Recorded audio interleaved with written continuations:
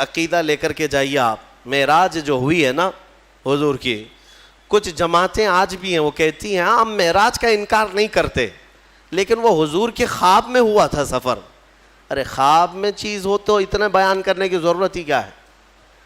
خواب میں کوئی اگر اتنا لمبا سفر دیکھا ہو تو یہ کوئی بہت تعجب کی بات ہے کیا؟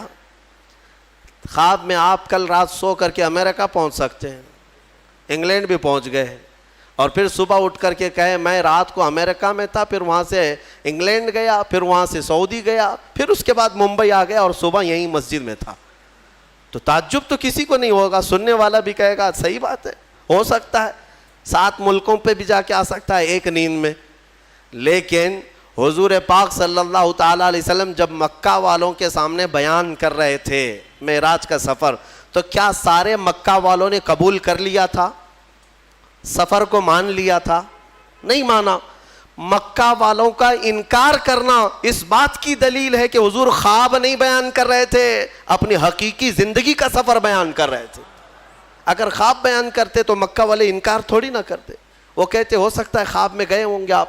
حضور اپنی حیات ظاہری کا اور حقیقی زندگی کا سفر بیان کر رہے تھے, خواب کا نہیں. اور عربی میں عبد جو یہاں پر آیا ہے آیت میں, سبحان الذی اسرا بعبدہ, عبدہ, عبد کسے کہتے ہیں؟ عبد کون ہے؟ بندہ. عبد کا مطلب بندہ. لیکن بندہ جو ہے کیسا ہوتا ہے؟ ہر بندے کے پاس 2 چیزیں ہونی ضروری ہیں, جسم بھی ہو روح بھی ہو. جسم بھی ہو روح بھی ہو. جسم اور روح کے مرکب کو بندہ کہا جاتا ہے. سمجھ میں آ رہی بات؟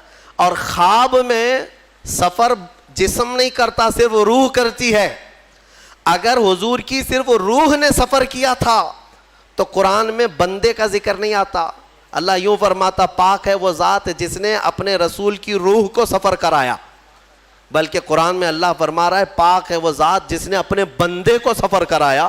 بندے کا مطلب ہے کہ رسول روح اور جسم دونوں کے ساتھ گئے تھے, روح اور جسم دونوں کے ساتھ گئے تھے. اب یہاں پر ایک مسئلہ یہ بھی آتا ہے کہ پرانے زمانے کے جو فلسفی تھے, فلاسفہ جن کو کہتے ہیں, فلسفی والے لوگ, وہ اس بات کا انکار کرتے تھے کہ ممکن نہیں ہے آسمانوں کے اوپر جانا, کیونکہ آسمان جو ہے یہ دھوئیں کا نام نہیں ہے, یہ بادل نہیں ہے.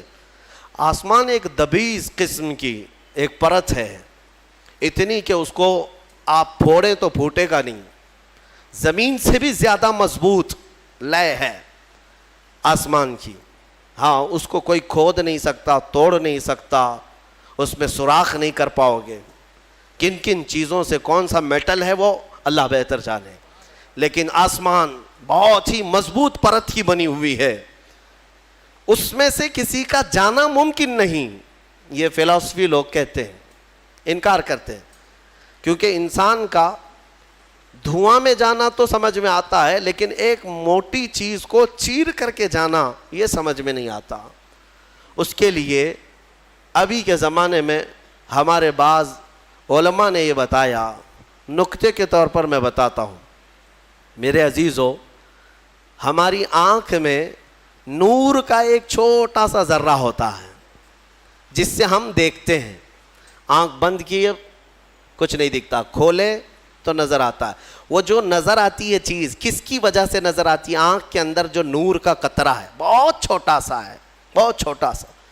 اس نور کے ذرے سے تم ساری چیزیں دیکھتے ہو. اگر وہ نور بجھ گیا تو آنکھیں تمہاری سفید ہو جائیں گی, کچھ بھی نہیں رہے گا, دکھائی نہیں دے گا. ٹھیک ہے, وہ نور کا ہلکا ذرہ ہر چیز کو دیکھتا ہے. ادھر سے میں یہاں بیٹھا ہوں, وہاں تک کا نظر آ رہا ہے. ہم نے چشمہ لگا دیا, گلاس لگا دیا آنکھ پہ. اب یہ نور کا جو ذرہ ہے, کیا یہ شیشہ پھاڑ کر کے جا رہا ہے باہر؟ شیشہ جیسا کا ہے ویسا ہی ہے, لیکن نور کا ذرہ ادھر سے ادھر جا رہا ہے, کیونکہ نور کے لیے پھاڑنا ضروری نہیں. اب آنکھوں کے اندر موجود ایک ہلکا ذرہ شیشے کو بغیر پھاڑے دور تک جا سکتا ہے, تو جو سراپا نور ہے وہ آسمانوں کا سفر بغیر پھاڑے کیوں نہیں جا سکتے؟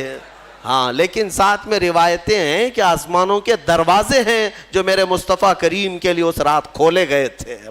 عزیزان گرامی، رسول کریم صلی اللہ تعالیٰ علیہ وسلم کے سفر کے بارے میں زیادہ الجھنوں کے شکار ہونے والے گمراہ ہو جاتے ہیں، کیونکہ وہ رسول کا معجزہ ہے، میرے آقا کا معجزہ ہے. بہت زیادہ سمجھنے کی کوشش کرنے کے لیے لوگ پتہ نہیں کیا کیا ادھر ادھر کی تک بندیاں لاتے ہیں.